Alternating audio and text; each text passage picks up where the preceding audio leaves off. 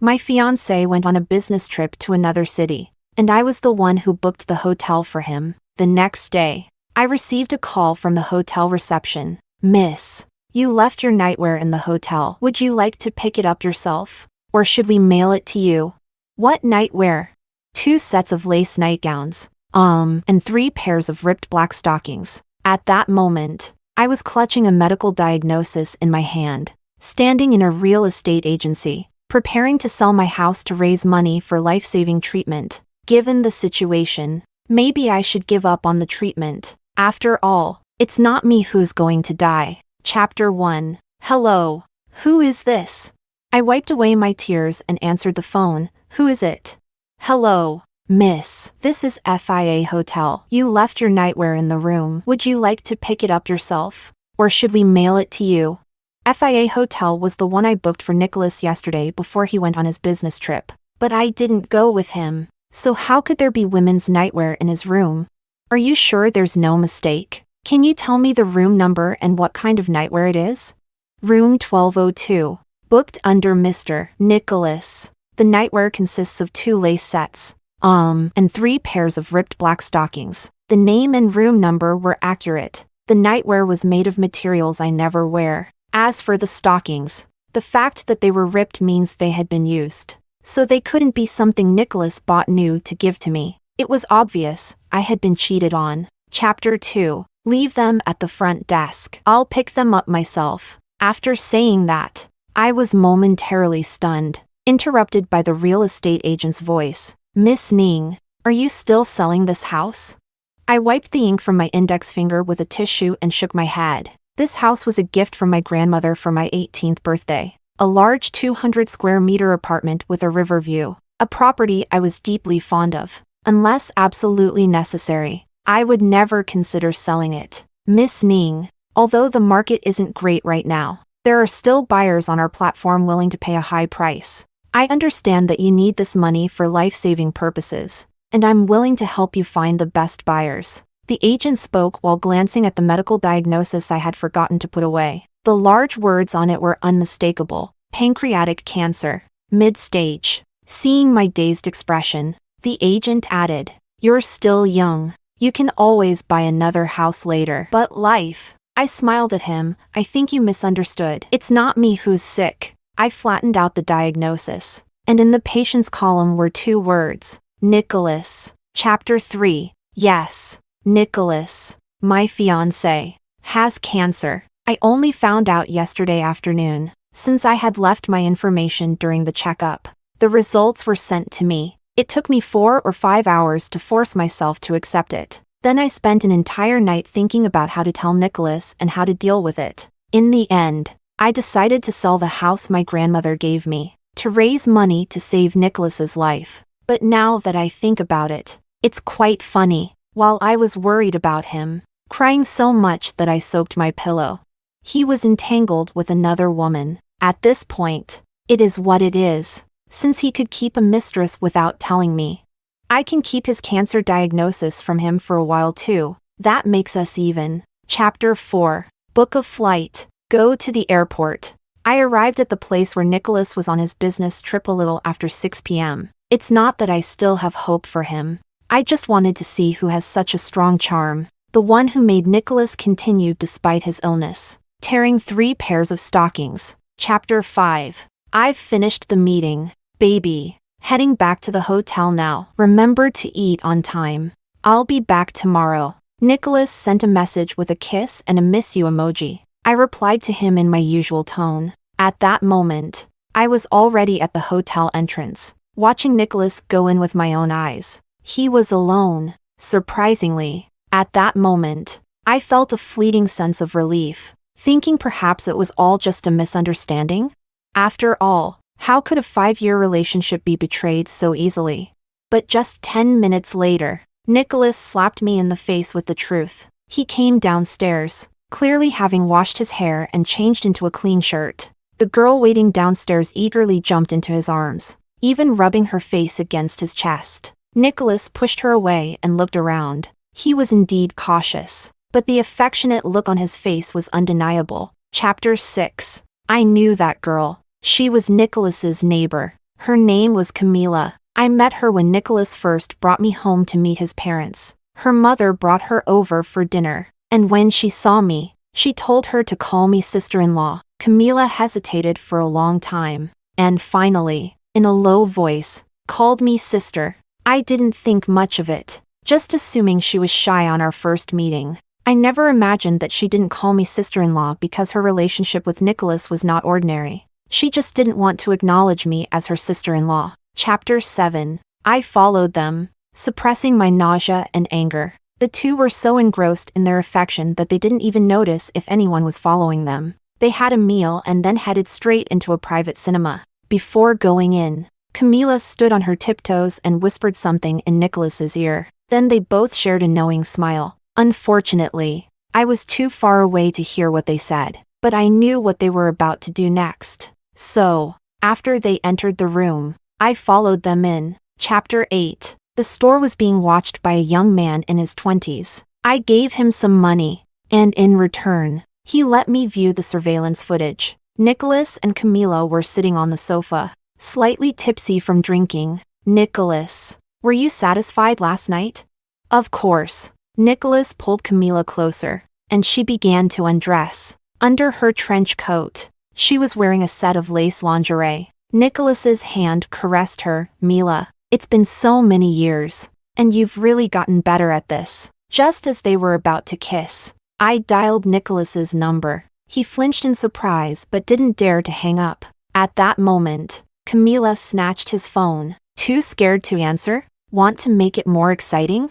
Before Nicholas could stop her, Camila answered the call. I saw through the surveillance that he held the phone far away, pretending the signal was bad. Meanwhile, Camila straddled him, starting to kiss him, unbuttoning his shirt, and undoing his belt. The two of them were glued together, and even with the trench coat covering them, their movements were obvious. Nicholas, what are you doing? For some reason, after the extreme anger, I became very calm. There was no emotion in my voice on the phone. Serena, what are you saying? The signal here is so bad. Though Nicholas tried hard to control it, his voice still carried a slight, uncontrollable tremor. Camila hadn't stopped, seemingly knowing exactly what men like, what they enjoy the most. And after hearing Nicholas talking to me, her actions became even bolder and faster. Then Nicholas started calling my name, Serena. Serena. His voice grew more urgent. And finally, he hung up the phone and threw it away. Both his hands held Camila tightly in his arms, as if trying to merge into one. Then came a long, satisfied sigh. Disgusting. Chapter 9. Wait here.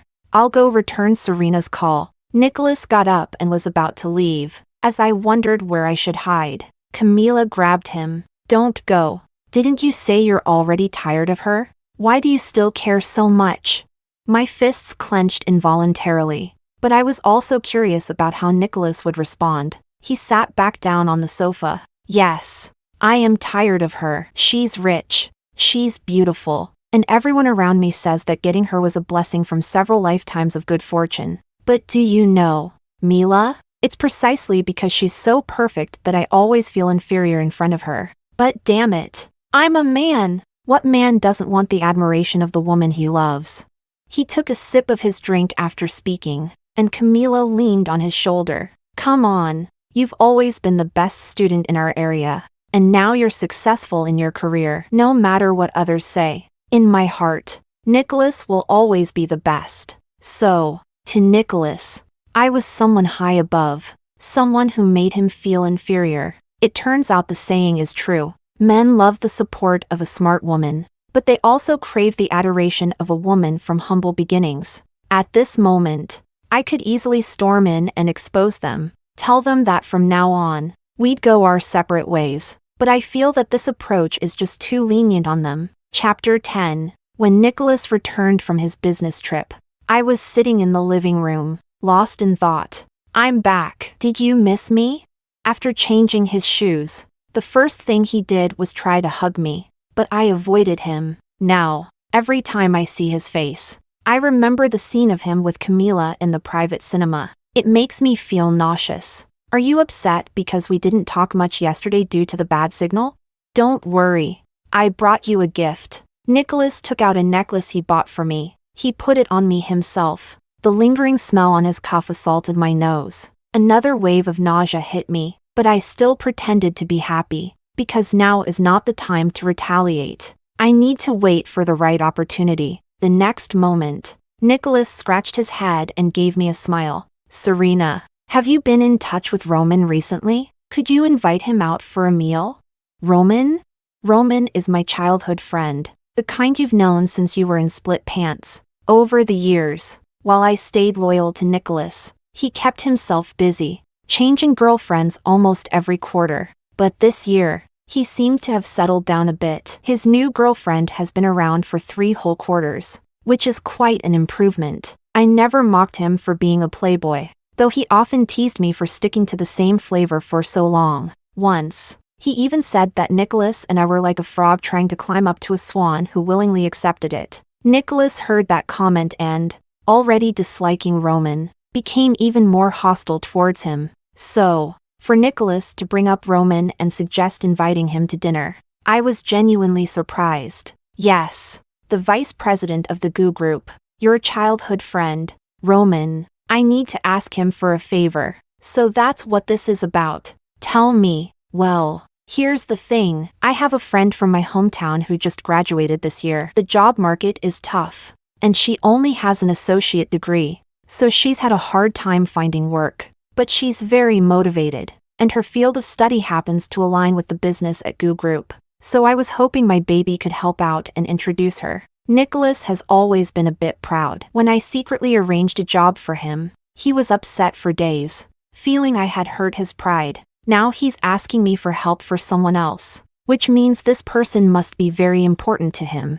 Who is it? Camila. My eyes brightened as if I had just spotted prey about to walk right into a trap. Of course. Chapter 11. I didn't expect to run into Camila so soon. To thank me for agreeing to introduce her, she suggested taking Nicholas and me out for dinner. At the table sat the 3 of us, Nicholas, Camila, and me. Each of us had our own thoughts, yet we all pretended as if nothing had happened. Serena, thank you so much for agreeing to help. I'd like to propose a toast to you. Camila raised her glass. I looked at this girl, who had just turned 19. She was 10 years younger than Nicholas, and anyone would think they were just a simple pair of siblings from the same village. But the truth was that their relationship was more disgusting than anyone could imagine. I linked my arm with Nicholas's. Nick, I can't drink. What should I do? Nicholas was momentarily stunned but then smiled and patted my head. It's okay. I'll drink for you. Thank you. Nick, you're the best. Maybe to ease my suspicions. After I said this, Nicholas even leaned in and kissed my cheek. But Camila's expression across the table was no longer as composed as it was at the beginning. That still slightly childish face visibly showed a trace of anger. She quickly downed several more glasses. You two seem so close. Unlike me, struggling out there all alone. I really hope one day I can have a boyfriend like Nicholas, who can openly treat me well.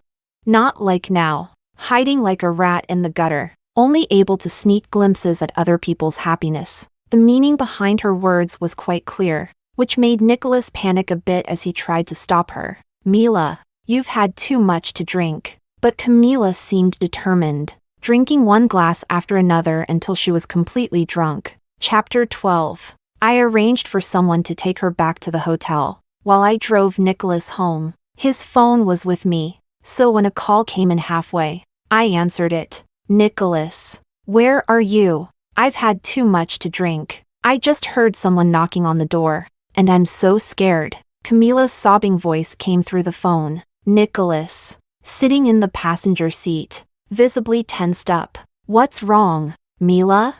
I'm here. He reached out to take the phone, but I pretended my hand was shaky, letting the phone slip to the driver's side door. The speaker was on, and her voice kept coming through. Nicholas, are you really going to abandon me?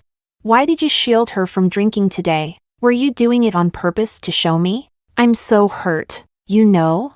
Nicholas panicked, glancing at me cautiously. She's just drunk and talking nonsense. Serena, hang up the phone. Please? You said it yourself. It's just nonsense. Don't worry. I won't take it to heart. But the voice on the other end continued. Stop pretending to be so generous. If you're so confident, don't let Nicholas protect you from drinking. Nicholas leaned over, trying to grab the phone, shouting, Camila, you've had too much to drink. She's your sister-in-law. Of course. I should protect her from drinking. Don't say things that could cause misunderstandings.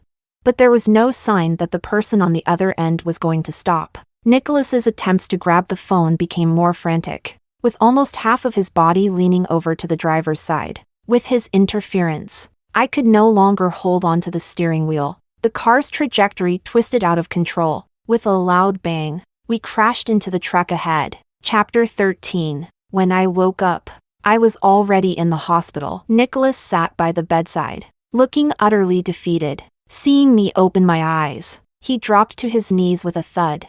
I'm sorry, Serena. It's all my fault. I caused the death of our child. You can hit me, curse me. The child was gone. Yes, I had known I was pregnant for a month. I had wanted to tell Nicholas then, but he was frequently traveling for work during that time, and I couldn't find the right moment. Later, I discovered Nicholas was cheating on me. At that point, I even considered giving up the baby, but in the end, I decided to keep it. I wanted to give all my love to the child. I had even planned out how I would raise her. I would shower her with money and love, take her to eat the best food, play in the best places, and she would only need to grow up freely and live a carefree life. But that opportunity was gone. Please stop crying, okay? It's all my fault. It's all because of me.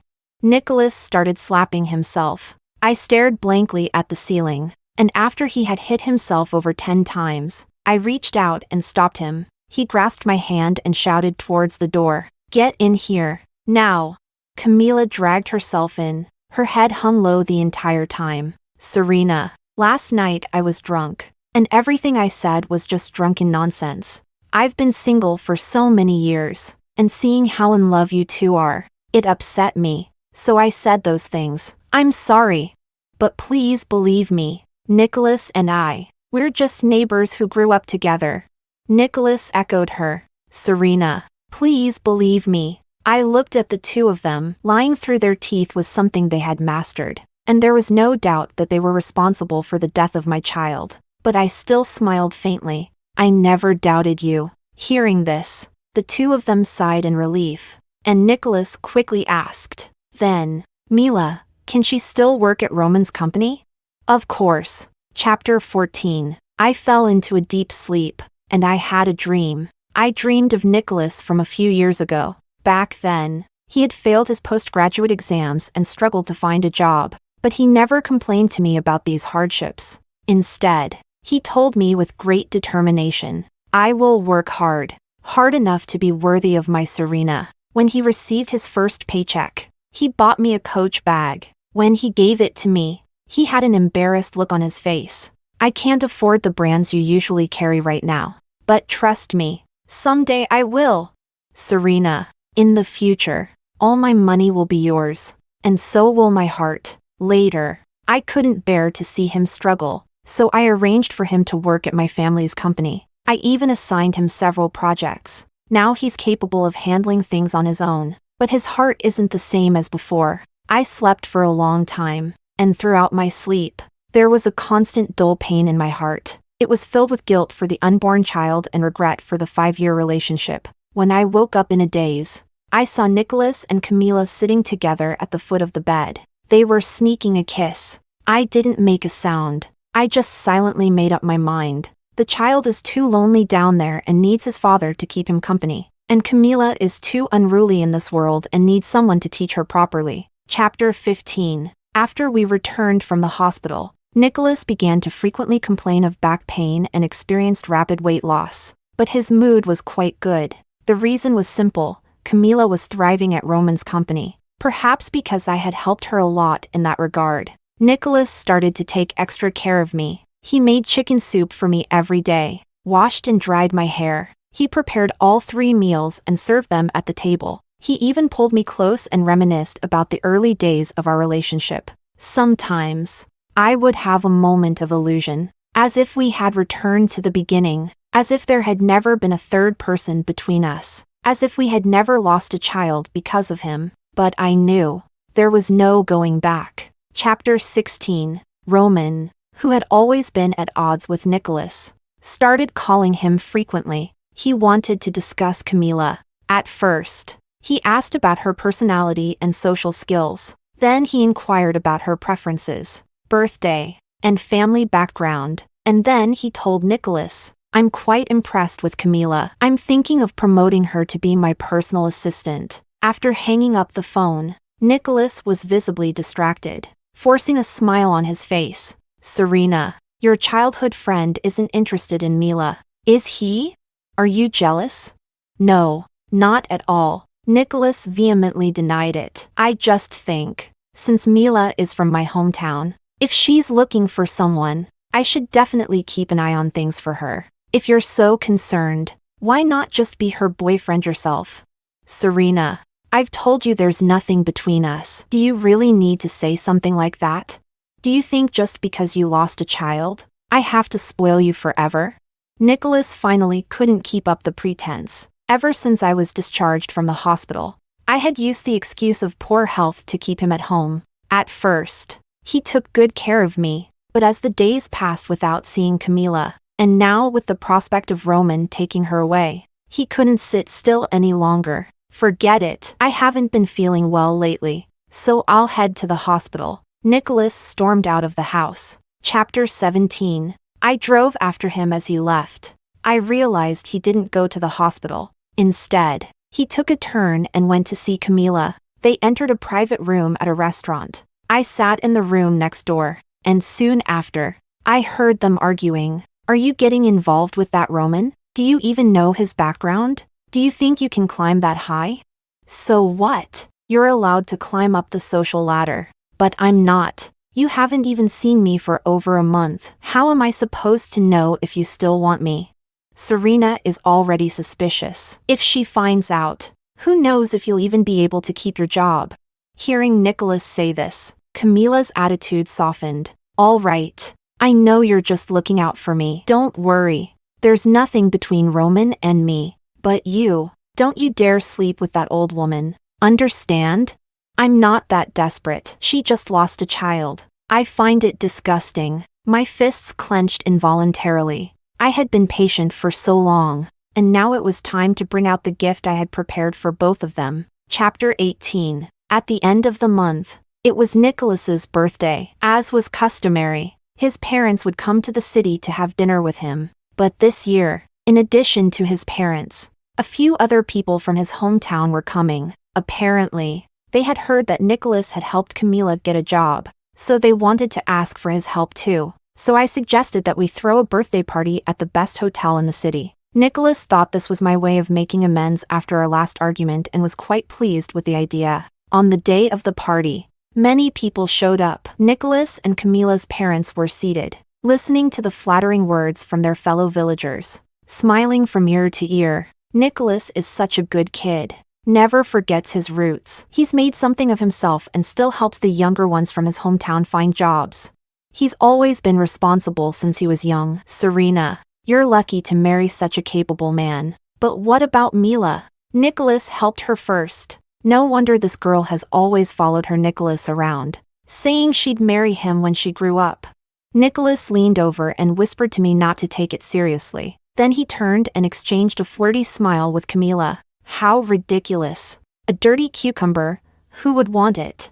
Halfway through the banquet, Roman arrived, dressed in a sharp suit. With his naturally handsome features, he drew everyone's attention. "Mr. Gu, what brings you here?" Camila, who had been exchanging glances with Nicholas, quickly stood up to greet him. She even pulled out the chair next to her, inviting Roman to sit beside her. She served him food and poured him wine, overly attentive. Seeing Camila and Roman's close behavior, the people around couldn't help but tease. "Mila, is this your boss? He's got the presence of a movie star." "Yes, Mr. Gu, you're still single, right? Mila, you should make an effort. You know, they do look good together." Roman just smiled. But Camila, blushing, served him another dish. As she did, she leaned in close to Roman. I glanced at Nicholas, whose dissatisfaction was nearly visible, but he couldn't afford to show it, so he had to suppress it. After a brief round of small talk, Roman turned the attention to me. Serena, today is Nicholas's birthday, and I heard you've prepared a special gift for him. Why don't you show it to everyone? All eyes turned to me. I took the box from the waiter but didn't open it right away. Instead, I put on the white gloves I had prepared. Wow, she's even putting on gloves to open it. It must be something really valuable. Maybe a gemstone? There was a murmur of excitement in the crowd, and Nicholas smiled sheepishly. Baby, having this party already makes me happy. There's no need to give me such an expensive gift. Camila squeezed in. Serena, it's not about how expensive the gift is. It's the thought that counts. I smiled slightly. Of course it's thoughtful because this gift is something you and I prepared together. Me?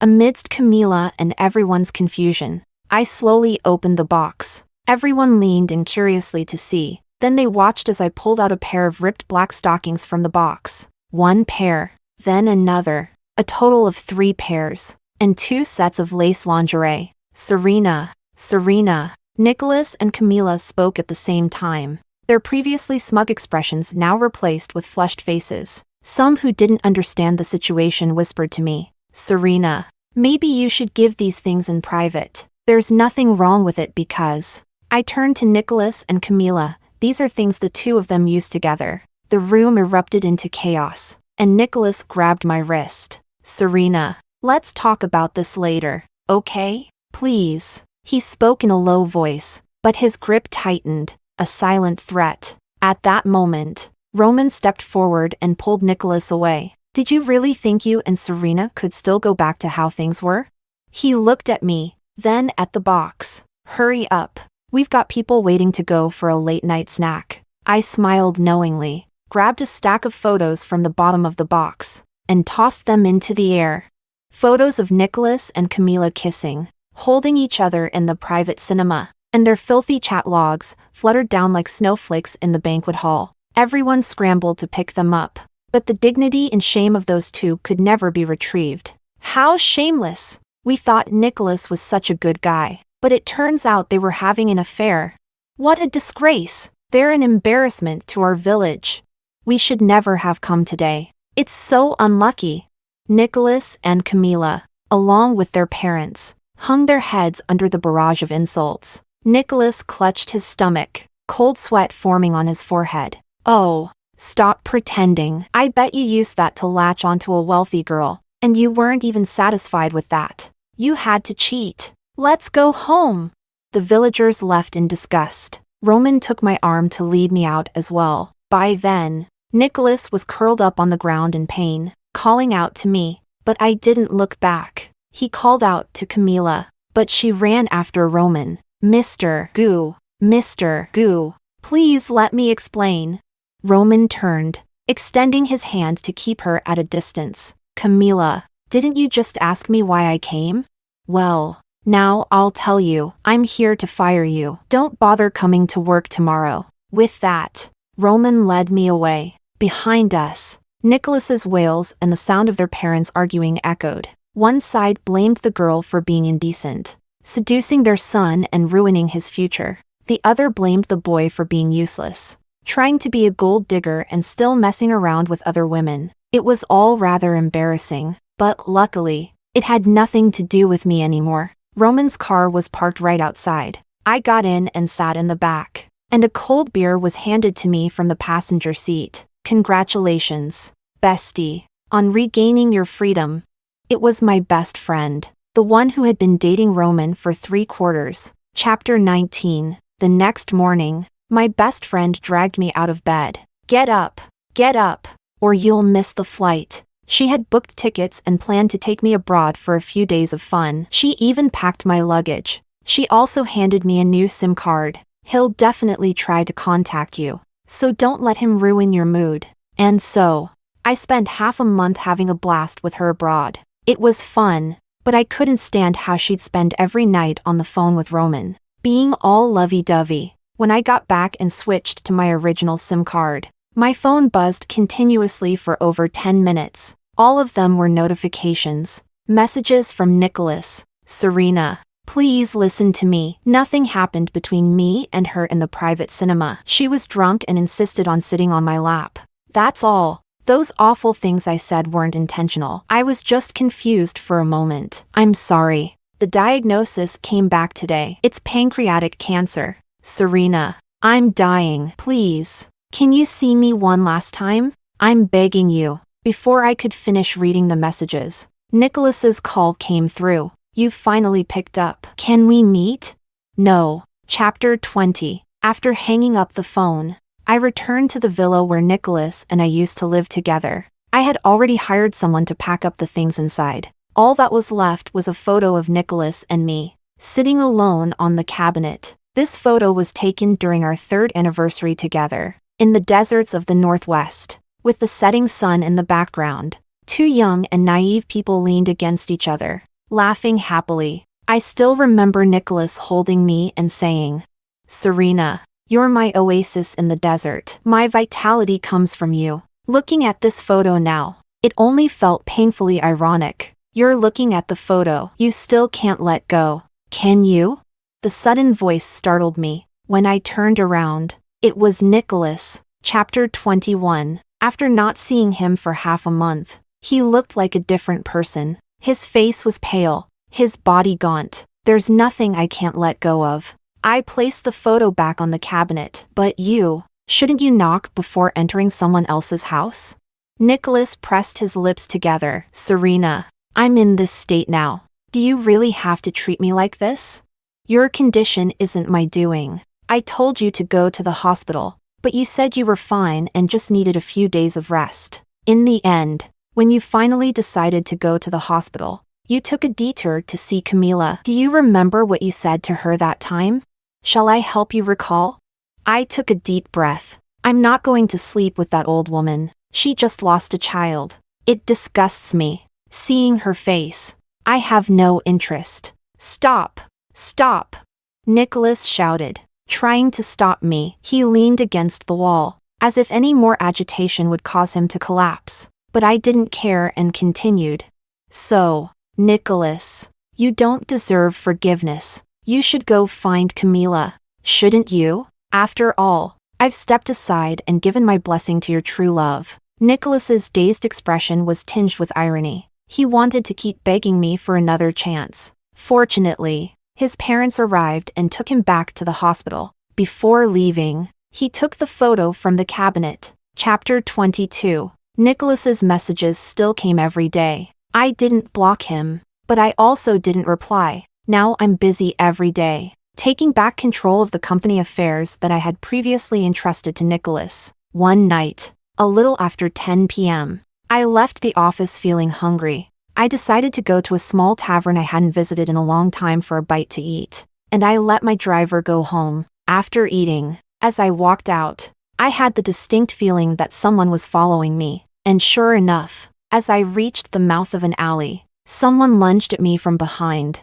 Luckily, I was quick and managed to dodge and grab the person's arm. Looking closer, I realized it was Camila. Serena, you wretched woman, you've ruined Nicholas's and my future. Now I'm branded as a homewrecker, and Nicholas is dying in the hospital, while you're living the high life. Why? She was almost screaming. I looked at her calmly. Why? Because I have a clear conscience. Unlike the two of you who are disgusting.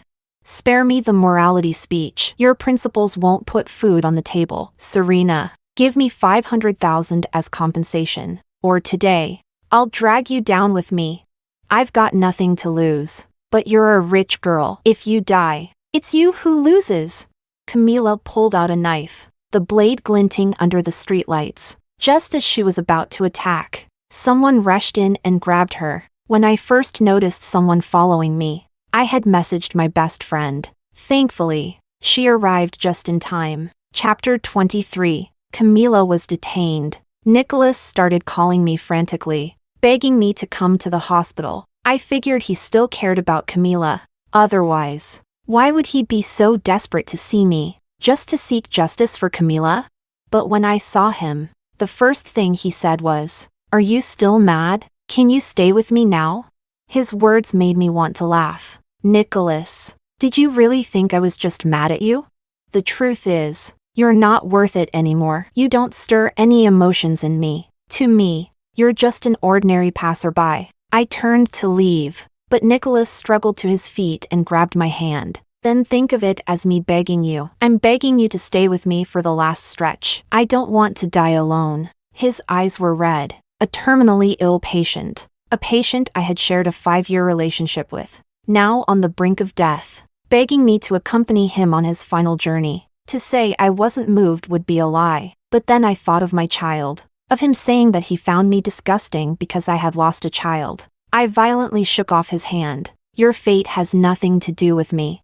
Chapter 24. I completely deleted and blocked Nicholas's contact information. When he couldn't reach me, he started calling from different numbers. I blocked each one as it came. Later, his mother sent me a few messages. She said that Nicholas often sat staring out the window, clutching the photo of the two of us in the desert. Whenever the pain became unbearable, he would grip that photo frame tightly, silently staring at the picture of us laughing, lost in thought. Since Camila's release, she had only visited the hospital a few times, not to care for Nicholas, but to blame him for ruining her life. The two of them are now at each other's throats, with Nicholas becoming agitated whenever he sees her, threatening to strangle her. She also said that Nicholas frequently dreamed of me and the child, imagining teaching the child to say mommy and daddy. He often dreams of our past together, murmuring my name in his sleep. Camila has not returned to the hospital or gone back to her hometown. Her scandalous behavior became widely known, leaving her parents disgraced and scorned by their village. In their anger, her parents withdrew all the money Camila had saved over the years and used it to send her younger sister abroad for school. Camila, now destitute, spends her days threatening suicide and quarreling with her parents. Her mental state seems increasingly unstable. I closed my phone and blocked Nicholas's mother's contact as well, because nothing about Nicholas concerns me anymore. Chapter 25. At the end of the month, I attended a wedding, Roman and my best friends. The two of them were just as inseparable as before. Their vows were more touching than ever. Everyone said that Roman, the notorious playboy, had finally settled down, but I knew that they were evenly matched and truly loved each other. I was happy for them. When it came time to toss the bouquet, my best friend deliberately aimed it in my direction, but I made sure to step aside. I looked up at the sky outside. Spring had arrived, and flowers were blooming all along the way. I just wanted to walk this path steadily and securely. Anything else was just decoration. And for me, it was no longer necessary.